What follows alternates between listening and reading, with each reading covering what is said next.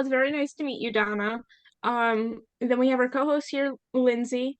Of course, then there's me, Jillian, and my close friend Jennifer. I'm going to be starting off with some of our first questions. Like how did the diagnosis help raise the kids? Did it give you any insight? It did, but you have to understand that we did not have a clue because my husband's a very quiet person and I had four other loud and rowdy children. So I was really, really happy to have a good, quiet baby that behaved. So we didn't know. And one of his teachers at daycare actually asked us if we had ever had him tested. And we were like, tested for what? Because we just didn't have a clue. That's kind of really sweet. My second question for you is, what was some of your first thoughts when you got your got his diagnosis? Mm, you know, I was really surprised because, like I said, him and my husband are a lot alike, even to this day. And, I'm a good bit older than you are. So back in our day, we didn't get that.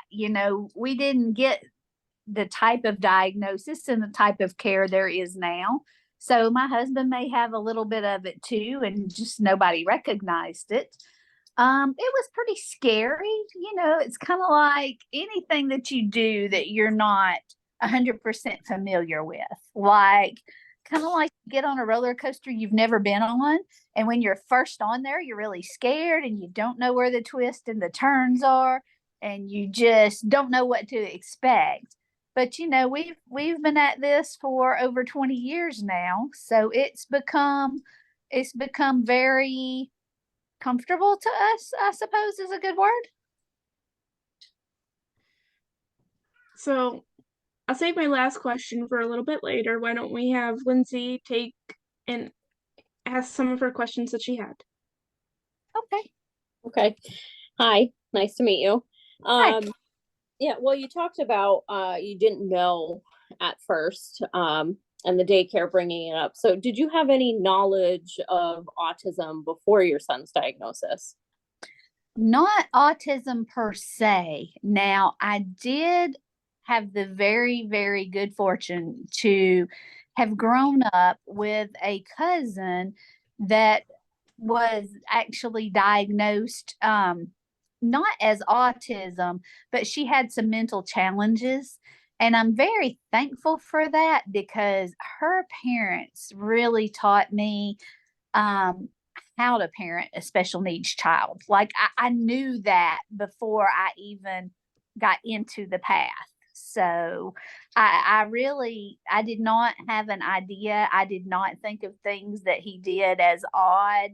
He was always extremely intelligent and very organized, very much, lined his things up, like to spin a lot. But like I say, I had four rowdy boys, and my children were 1, 2, 3, 4, and 10. And I look back now and think, number one, how did I ever pay $500 a week for daycare?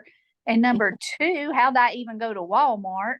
And number three, I know where I got all this gray hair from. So, Yeah, how did you go to Walmart? Man, I don't even know how. I can't even. I thank God every day for pickup because I like how. When did I ever grocery shop? Why did I grocery shop before this? Yeah. I have a 2-year-old grandson, and it's just like, wow, when did they get so busy? Yeah, right. It's exhausting just watching them sometimes. I hear you. Okay, so my next question then, you get the diagnosis, you find that out, then what? I think we have a lot of parents who ask that, like, okay, the doctor gave me this diagnosis. Now what do I do? Did they send you home with resources? Did they have any suggestions? Anything? No, this was, 20 years ago. And the person that diagnosed him, this is the just the craziest part. The person that diagnosed him was a very good friend of mine. This doctor was. And at the time of the diagnosis, I mean, I'm changing rooms because Justin is at home. When he was diagnosed, you know, my friend looked me in the eye and said, he's mentally retarded. He is never going to have speech. And more than likely, he's going to be in an institution. And it rocked my world. And I remember staring back at him, and he must have just saw something in the way I was looking at him, because he was like, Donna, don't. And I'm like, don't what? He's like, do not push this child over and over and over to be who you think he should be. You let him be who he is, and you love him for what he is.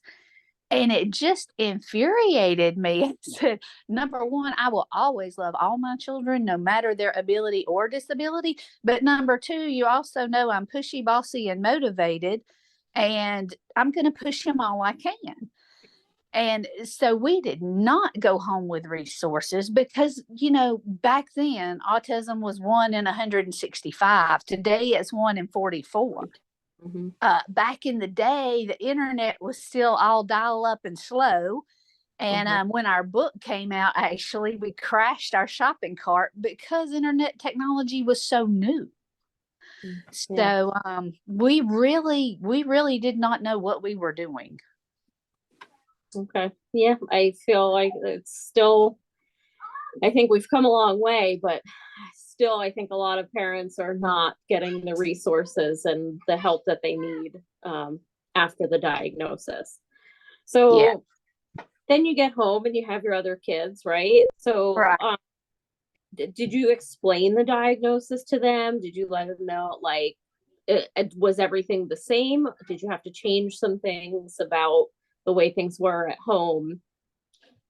I did change some things, but you know, the one thing that was, oh, they can just stay. I'm just going to put a lid on them. Yeah, just put a lid on them or put a plate over them. Sorry about that. Had to take a break with cooking for a minute. Okay. The one thing that I noticed was that my next child in line close to Justin was Jace. And Jace had some of the same habits. So I was like, okay, maybe we need to take him. And we did. And it turned out that he had high functioning Asperger's and dyslexia. Okay. So, and that's the way, really, it's hard to tell Justin's story without telling Jace's story. Jace came home from preschool and said, Mom, these kids, they don't understand autism, so I'm going to write a book about it. And I was like, okay, you do that. Well, he did. And his teacher was like, you know, this is the best book I have ever seen to explain autism to siblings. And it's called My Brother's Keeper, A Kindergartner's View of Autism. And so basically, we had this little 3-hole punch book with pictures glued in it.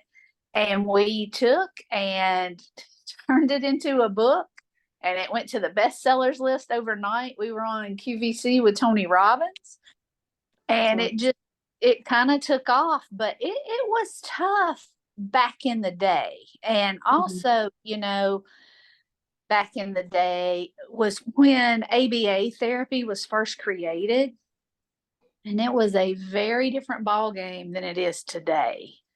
Number one, insurance didn't cover it. It was $250 an hour. They suggested 10 hours a week, which we did. Maxed out every credit card, got a second loan on our house. And there was a lot of scams in the autism world then too. For instance, one time I ordered an ABA accessible home family playhouse to explain different roles in the family. It was $650, and when it got here, it was a $45 Little Tykes dollhouse. Wow. Yes, and like ABA cards that they had me order, the cards were $275. They're a box of flashcards. Yeah, I was gonna say you could probably have made those at home for less than $5. Yes. So, it seems like to me that things have gotten much better in that respect, Mm-hmm. and that the schools have more resources too. Yeah, I think they're getting there. I'm hoping so. We're hoping to get more people on board with some better trainings and things like that. But they've come a long way. Even I've been in the behavioral health field almost 12 years now, so they've come a long way in just those 12 years. So Right. hopefully it continues to go in the right direction. Those Yeah. were my questions that I had prepared for now. So I'm sure if there's some, or when you were talking, I'm thinking of some more things, but Jen, I know you have some, so pass it along to you. While we're talking about how things have moved better with schools, it's funny because my son, right, he was diagnosed at 6. So, and it was basically the teacher kept on telling me, like, I was in denial a long time. Finally, like, I did it. He was diagnosed at 6, and I thought his journey through his school was rough. But by the time, like, I came and I worked in the same first grade classroom many years later, Lindsay knows when I'm talking about, they had a lot more people throwing at the problem, but the training wasn't there. Like, okay, like first you have like 2 people building a crappy house. Okay. Now, like years later, they have 6 people building a crappy house. The house is even crappier and it's building faster. It's getting out of hand more. Like it just, you would have thought, like, at least in this school, that they would have learned from what my son went through and learned from him, but it didn't seem like they did because they were still doing a lot of the wrong stuff. And there was a lot of them doing. So I think we Right. definitely have a long way to go. I think quality trainings really need to be a part of our school. And I think people like you and I and Jillian and Lindsay should be the ones giving these trainings, because I cannot also tell you, I know that you, Donna, also are an advocate, a parental advocate for families. Yes. Oh, you've worked with lots of people in the school systems as well. But like, I've had so many teachers tell me, well, we took a training on autism, so I know what I'm doing, Mhm. and I'm like, okay, I do this as a job.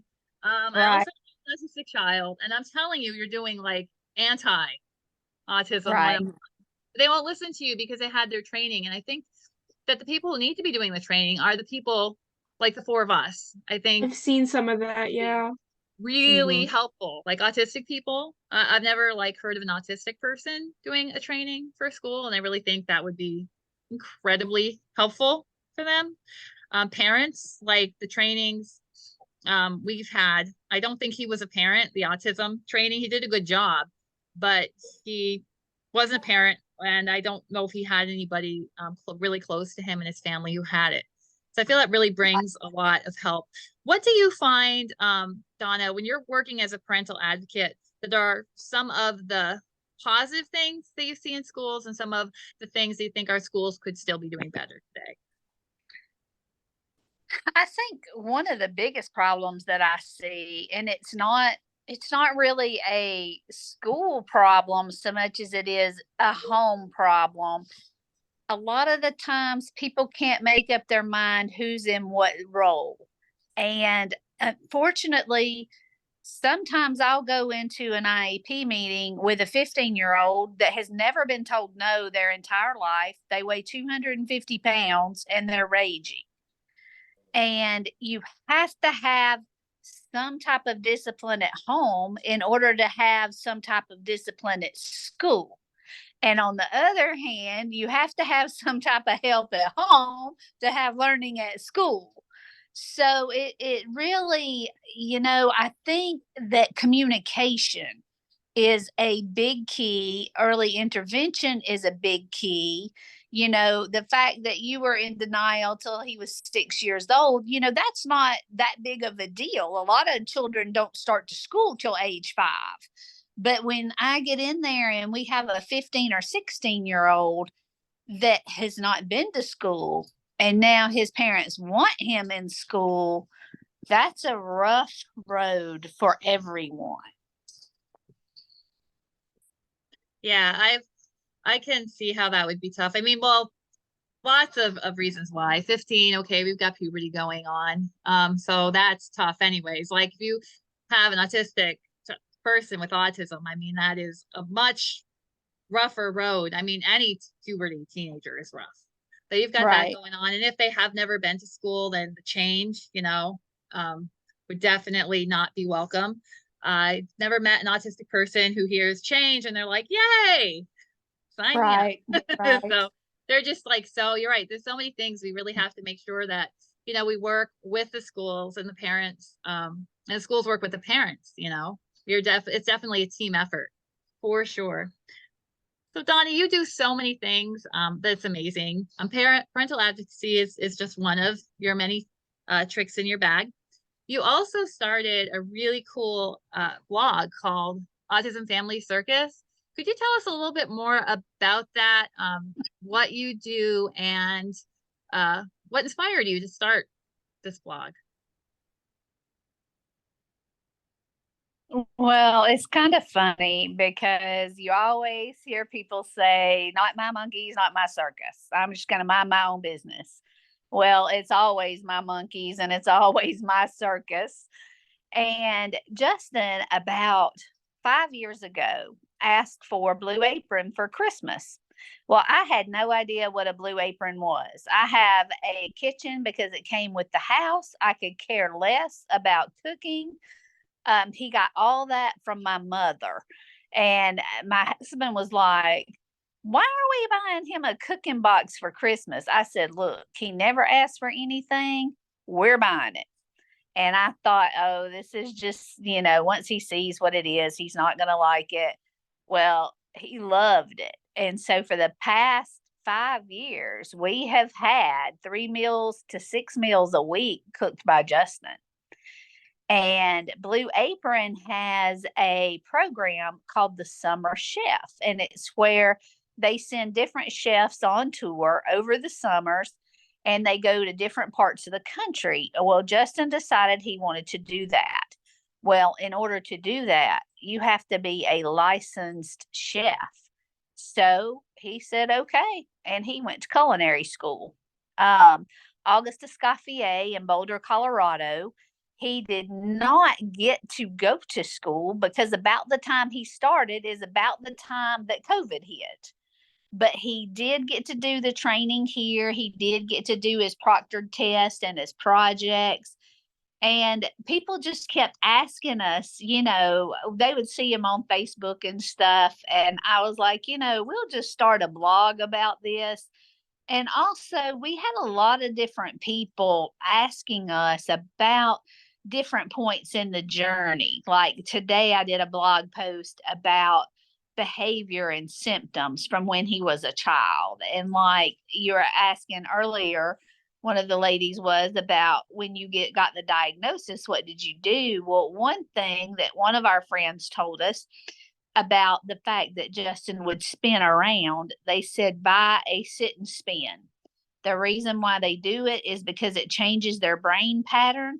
And at least if they're on a sit and spin, they're not going to get dizzy and fall down. And sure enough, that was his favorite calming thing, was that sit and spin. So that's why we decided to write the blog. And it's not always been sunshine and roses. As bad as I hate to admit it, Justin has been lost twice. One time I lost him at a play. I mean, one minute he was sitting beside me, the next minute he was gone. Now, we found him out front playing in the water fountain. He was very happy. But that's scary. And then the second time, his school lost him on a field trip.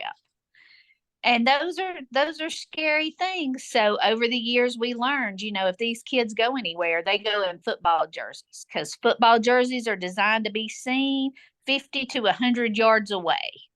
So just little things like that I wanted to be able to share with people. my mom never thought about that. So I was lost at a daycare. The school had to be shut down twice. Um, several times I'd just walk outside and just disappear without any real understanding of that I was missing. One time at an amusement park, and I'm sure a bunch of others that she'd be more than happy to tell you. But I guess I didn't know that was a I just thought that was a me thing. I didn't know that was. Oh no, it's called elopement, and it is a big autism. And the funniest thing, when they lost him at the daycare, they were at the movies.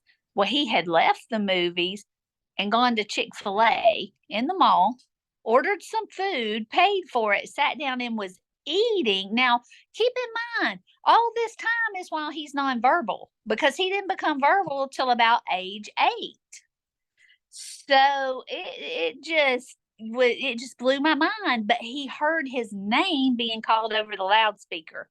Other than that, in his world, he was not lost. I imagine in your world, you were not lost. You knew right where you were. Yeah, I seriously never once occurred to me. And it is surprisingly dangerous because at least when I was little, because I'd get not only lost, but I'd end up in these situations like I was looking for my mom at the daycare. I was in the middle of the parking lot. Right. I was like 2. Right. That is extremely dangerous. And it is so. I guess it's because it's just so quietly done. It's not, because in the daycare they had like 3 or 4 different people, and there was only 3 or 4 different kids. So it was surprisingly easy to apparently to slip out, because that was a common occurrence apparently when I was little. You're probably like Justin. You're probably like Houdini. One minute you're there, the next minute you're not. But you're right. That is definitely a safety issue. Our autistic kids don't understand or feel safety things. Like for my son, you could tell him something wasn't safe, but until like he got hurt, it Right. didn't matter. Like it didn't have meaning to him. But Right. once he got hurt, he's like, okay, that was unsafe. But all these other things mom says aren't unsafe until like I test it. Yeah. So dealing with safety things for sure. Tough. Hey, I have a question. So you were blessed with 5 amazing kids you've talked about, and they were not sorry. Like my pets are being terrible. They must like you. This is Lincoln, everyone. Anywho, Hello. my question is Lincoln. Lincoln and I would like to know, yes, we would like to know, you have kids who are neurodivergent and also neurotypical, right? Yes. So how did you, that is like a blended family, even though like you don't have a blended family, you do have a blended family. How was it raising kids that were so different? Like, how did you approach that as a mom? Well, here was the craziest thing. People would say to me all the time, "Oh, it must be just so hard having an autistic child." I'm like, "You're kidding, right? He is adorable. It's those normal jokers that are driving me crazy." Um, Luckily, all my boys are really close, and they all have always taken up for each other. Um, it was hard, and I have just recently learned this. It took me a long time to not feel guilty if I went somewhere without everybody. Well, obviously they're grown, so they leave me behind all the time now. I have 2 that are Army, I have one that's a Marine, so they are all over the planet. But I always tried to include everybody in everything, and that's just not practical. When you have 7 people and all these different personalities, and one likes the beach and one likes the mountains and this and that, and I always tried to get Justin, always wanted him to be included, always wanted him to go do this and go do that, when in all reality he just wanted to be at home with his cat. So I have gotten much better at saying, hey, me and dad are going to go to the beach for the weekend. Would you like to go to the beach or would you like to stay home? And if he says, I would like to stay home, my oldest son is 10 minutes from here. He doesn't mind coming over here and staying or whatever Justin needs. And, I think as moms, we need that, but we carry so much guilt baggage. I have the whole Louis Vuitton 20-piece set of guilt baggage. And that has been my toughest thing. And it has literally taken me 20 years to figure out if I go to the fair and Justin doesn't want to go, it's okay that he doesn't want to go. I should not feel like that I have to include him or have to just because other people say this is a good time. For him, it may not be a good time. So, yes, having all of them and all different. And, I've got one that's a computer geek and Comic-Con and Dragon Con, and I have another one who's just redneck as they come, and then I have one that is really bougie. He should have been a girl. The rest of my kids would wear Levi's and t-shirts all year long, and Dylan had to be at Abercrombie and Old Navy, and it's a job managing that many personalities and being the only girl in the house. Yeah, that's awesome. I'd like to also ask the same question to Lindsay, who has two neurotypical children and one neurodiverse. Some days it's really tough. Especially the activities, like she was saying, the activities that they want to be involved in. And it's just harder when sometimes you have to take them places, Yeah. So I coach my oldest in basketball. So I'm there. My youngest wants to be attached to my hip, but she also wants to be with Matthew too. So Matthew, he's my spectrum child, and the Destiny is the youngest. So they're actually very close and they love to do things together. So to take them both certain places, so they could be together, but then one enjoys it and one doesn't, like it's a challenge sometimes. But for the most part, I could do most things with all three of them. But again, the age difference too, that comes into play too, because they're all, how old are they now? They're all about 4, to keep track of all of them. They're about 4 years apart. Yeah. So, just that gap is, you got a teenager, an 8-year-old, 5-year-old. She just turned 5. So, and he'll be 9 soon. So it's just, you manage. That's kind of what you have to do every day. You figure it out. You don't know how you're going to do it, but you just do it because you have to. So. Right. So it's kind of like that meme about, I didn't know I had a choice. Right. Yeah. You're just like, okay, we're doing this. This is what's going to happen. And yeah, you figure it out. And some days, like you said, some days you feel really guilty at the end of the day, and other days it's just like, we all made it through the day and everybody's okay. So this is kind of interesting for me because I'm on the complete opposite side of the spectrum. I'm the child.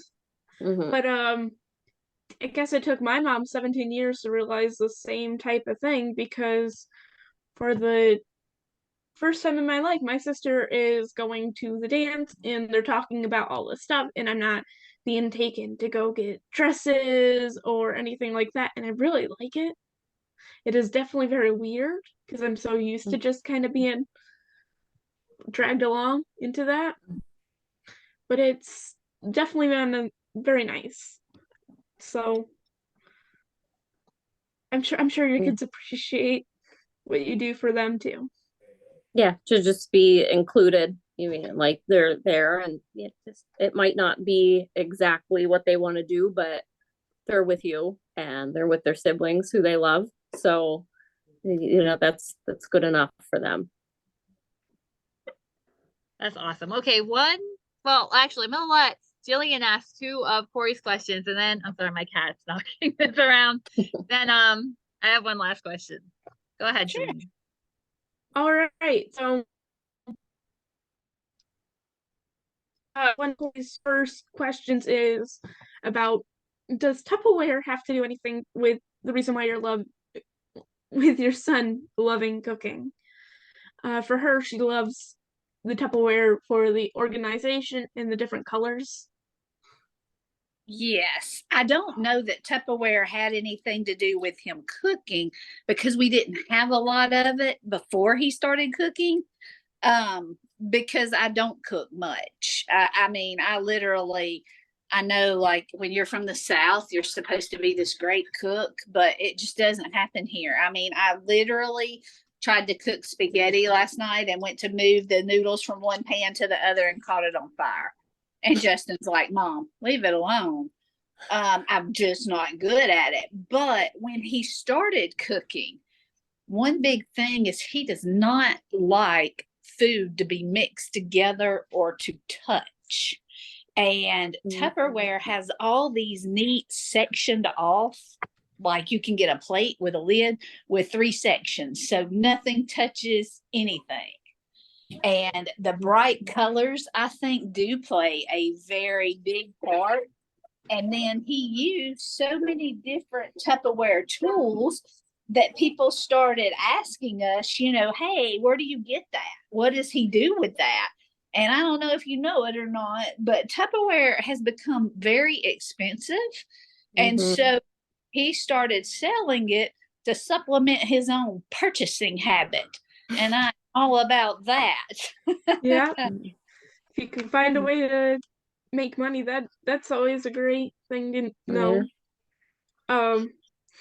So they also wanted to know, because hearing no is hard for them too. Yes. With being more or less a people pleaser. Yes.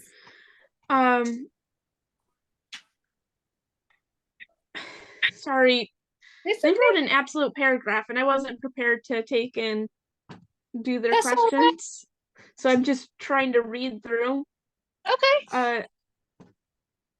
So Corey ended up joining a 12-step for codependency, which has helped them too. Them so much to break codependency in all sorts of relationships. How did Justin? How do Justin and Donna? How do Justin and you navigate the dynamic now that Justin is an adult?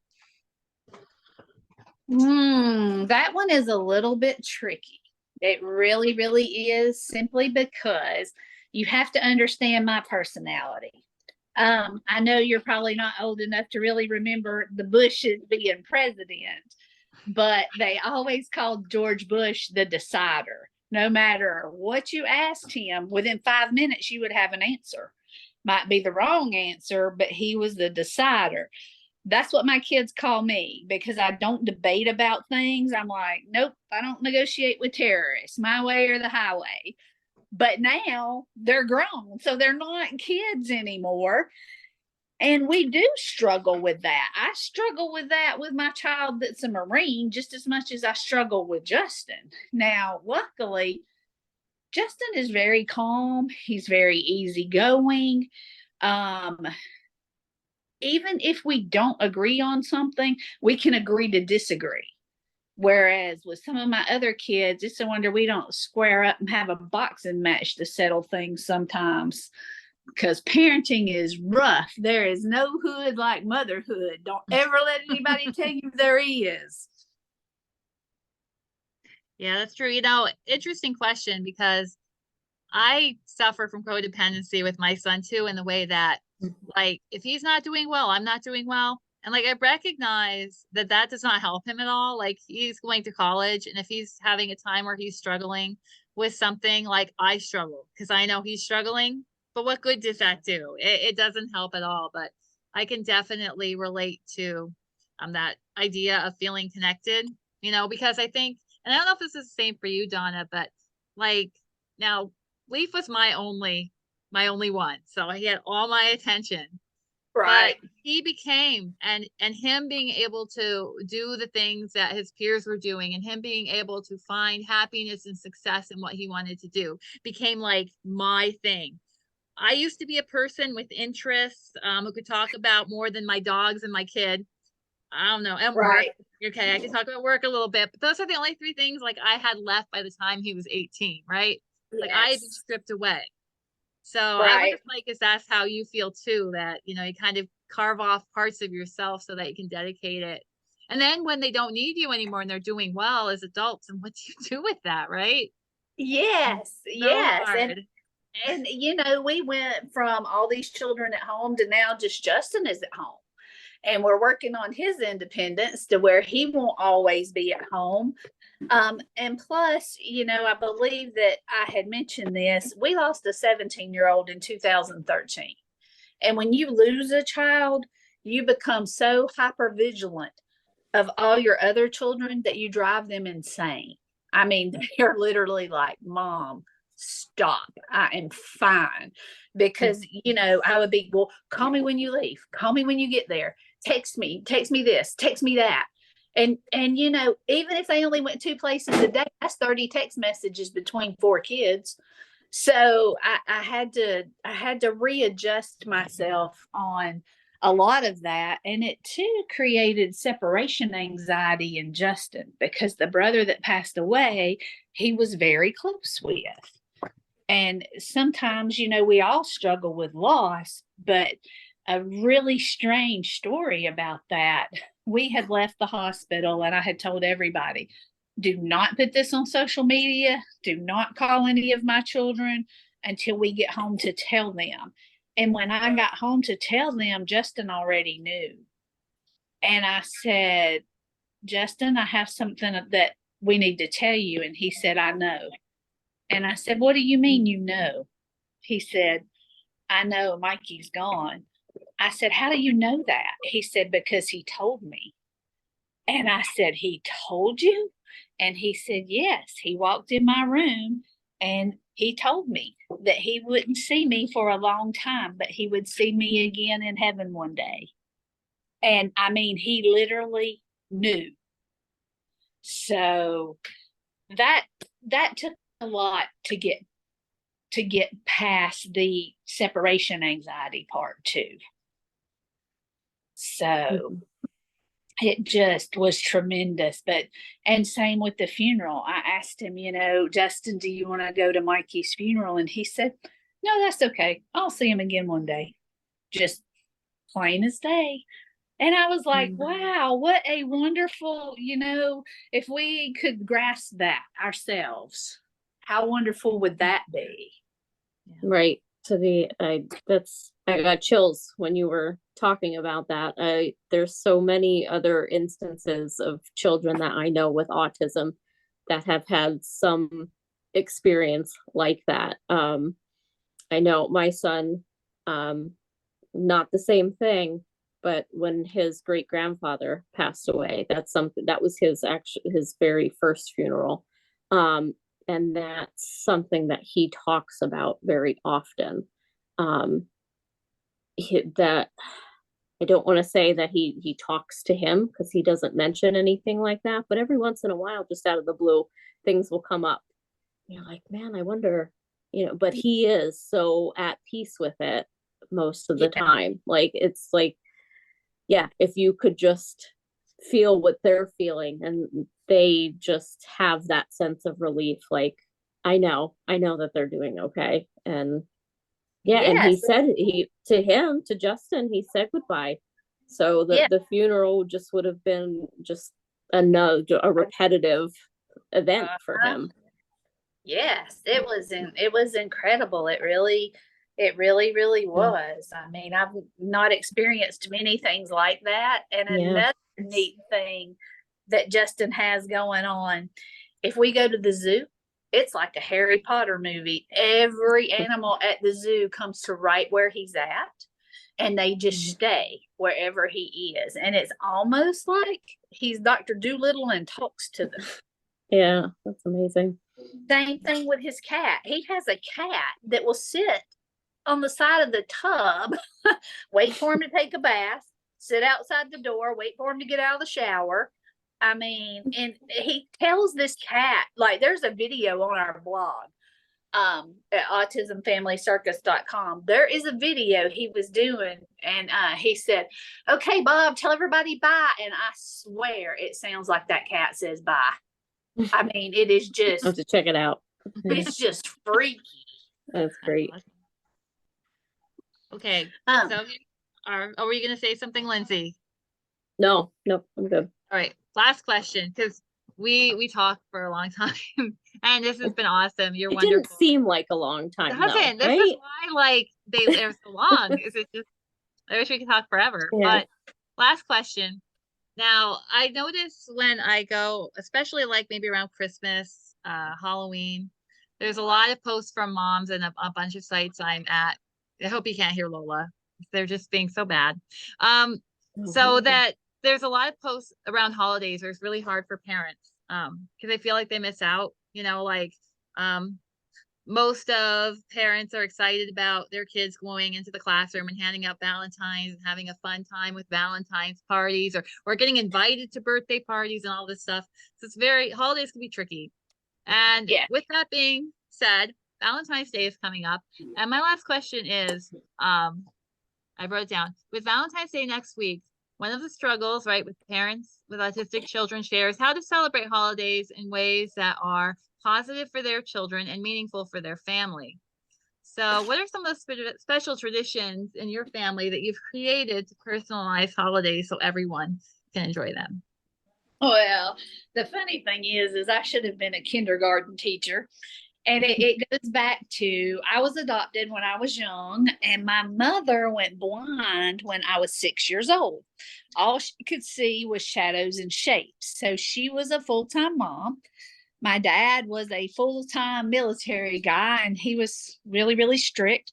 So to make up for that, and to make up for my mom being at home, we didn't have a lot of money, but we had every holiday imaginable. I mean, we decorated for Valentine's Day, St. Patrick's Day, Halloween, you name it, 4th of July.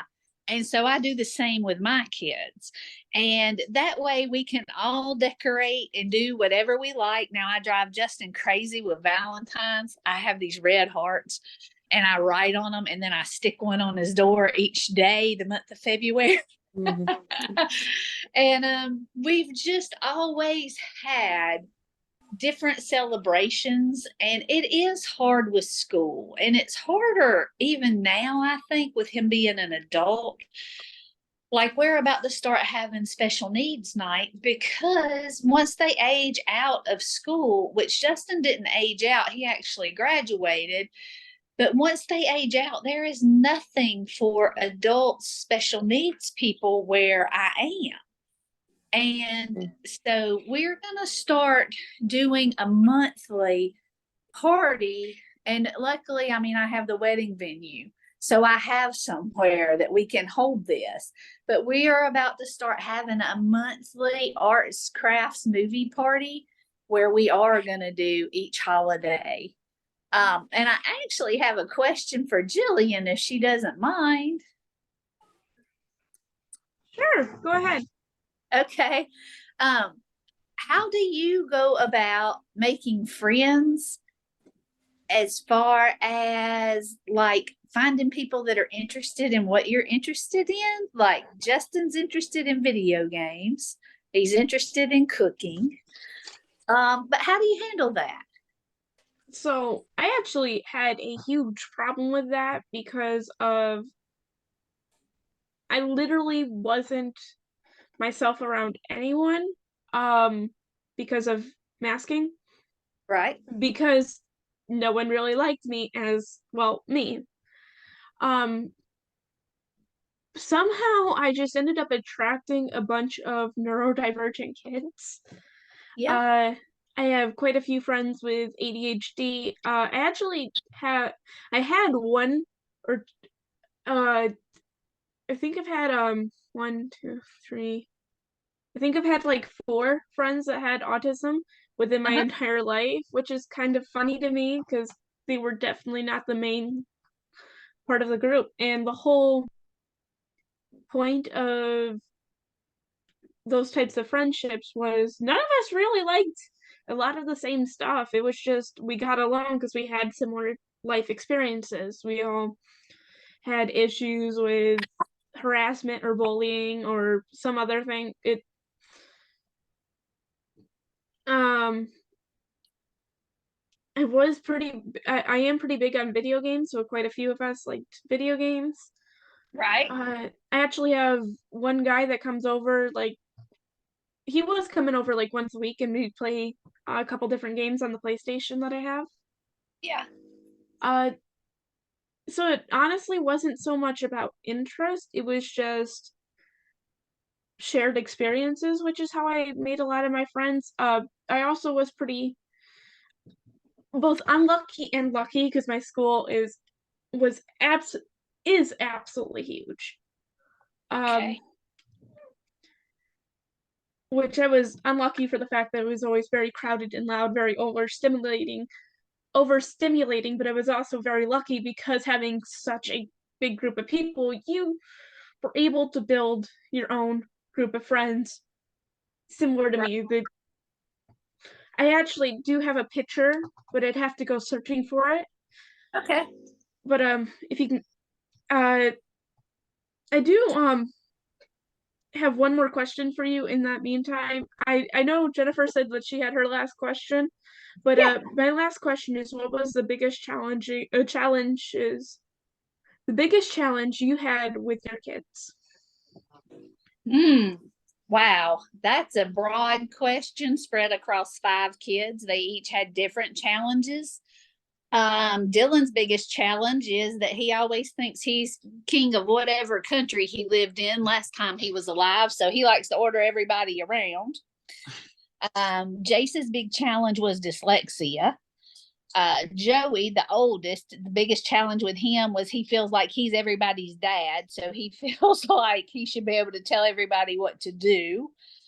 Um, Justin, my biggest challenge with him, oddly enough, has come as an adult. And that's why I asked you that question about did you think like a special needs night where even if they don't enjoy the same thing, maybe they can hang out at the same space, like occupy the same space, get to know each other, and have a friend to call on if they need to. Yeah, I think that's a great idea.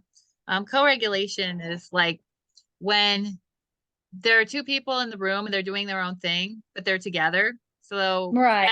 and autistic people actually like that is the perfect socializing for them. Like if my son's sitting on his phone and I'm watching a show, like that's socializing to him. We are Right. together.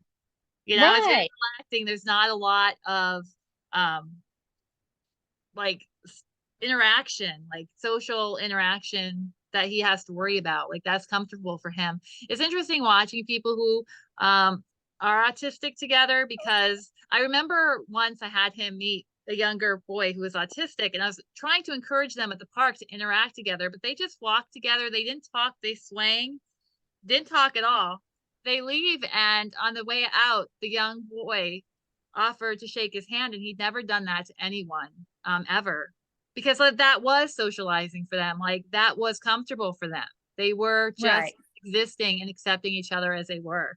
So I know it can look really different, but I think it's a great idea to have everybody together and just let Just them be sharing who they are space. and share the space because that is the best way to start a friendship on their own terms. They can choose who to approach and sometimes just doing what you love next to somebody doing what they love is great. A great feeling. Right. You're not I alone. agree. Awesome. Well, thank you Mhm. so much for your time. You've been fantastic. You're Again, we've been talking welcome. to Donna, who definitely check out her Autism Family Circus. We are showing, what are we showing? These are two of I ended up basically moving schools, but these were two of some of my closest friends. I was trying to find a picture we had of the entire group. We ended up going to a dance together. I got very overwhelmed, so we took and bought donuts, and we all hung out at the statue in front of the school. There must have been like 10 of us together. Seriously, they were amazing. Donuts make Cool. everything better. I agree. Well, it was great to meet y'all. If I can ever help you with anything, you know where to find me. Autism Family Circus on Facebook, or autismfamilycircus.com is the blog. And we've got a few more books coming out. One's called Elementary, My Dear Justin Elementary. And then another one is The Parent's Guide to Identifying and Minimizing Autism, because that's a question I get a lot, is how do you identify it first off? And then second, is there anything that you can do to minimize it? And you know, I don't really think minimize is a good word. I think maybe camouflage is a good word, because I wouldn't want him to be anybody but who he is. So, but yeah, great to meet y'all. And like I say, if I can help you in any way, you know where to find me. All right. Thank you And so much thank for your you. time, Donna. And we will be seeing you at the IEP coffee chat later this month. Thank you so much for volunteering to do that. Absolutely. Thank you so much. Thank you. Bye. See ya.